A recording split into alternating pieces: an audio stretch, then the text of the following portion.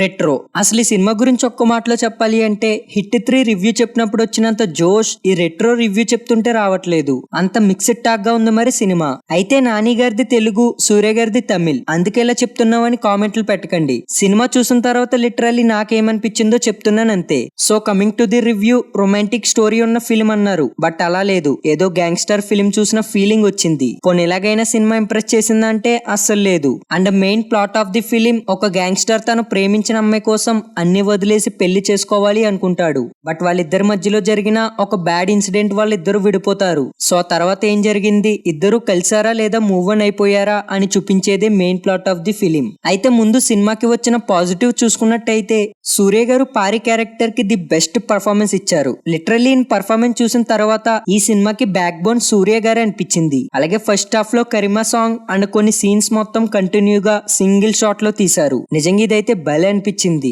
అలాగే బీజిఎం కూడా కొన్ని సీన్స్ కి పర్ఫెక్ట్ మ్యాచ్ అయ్యింది. అండ్ నెక్స్ట్ సినిమాటోగ్రఫీ కూడా టూ గుడ్. అలాగే స్టార్టింగ్ నుంచి క్లైమాక్స్ వరకు యాక్షన్ సీన్ అండ్ సీక్వెన్సెస్ కూడా టూ గుడ్. ఇక ఇప్పుడు ఈ సినిమాకి వచ్చిన నెగిటివ్ చూసుకున్నట్టయితే బీజిఎం సెట్ అయినంత సాంగ్స్ సెట్ అవ్వలేదు. పైగా ఇవి నాన్ సింక్ లో వచ్చినట్టు అనిపించింది. టు బి ప్రాంక్ 1-2 సాంగ్స్ అసలు ఎందుకున్నాయా అనిపించింది కూడా. అలాగే సుబ్బరాజు గారి స్టోరీ రైటింగ్ కూడా ఒక్కో చోట బ్యాడ్ అని చెప్పాలి. పైగా ఒక్కో సీన్ చూసినప్పుడు ఒక ఓల్డ్ సాడిస్ట్ స్టోరీ చూసినట్టు అనిపించింది. అండ్ సూర్య గారి లుక్స్ అండ్ స్వాగ్ బానే ఉంటుంది, కానీ స్టోరీ వైజ్ సెట్ అవ్వలేదు. అలాగే కంగువ తర్వాత ఈ సినిమాతో బెస్ట్ కంబ్యాక్ ని ఇవ్వబోతున్నారని సూర్య ఫ్యాన్స్ అందరూ ఈగర్ గా వెయిట్ చేశారు. బట్ ఆఫ్టర్ రిలీజ్ సూర్య గారి ఫ్యాన్స్ కూడా ఫుల్ డిసప్పాయింట్ అయ్యారు ఈ సినిమా చూసాక.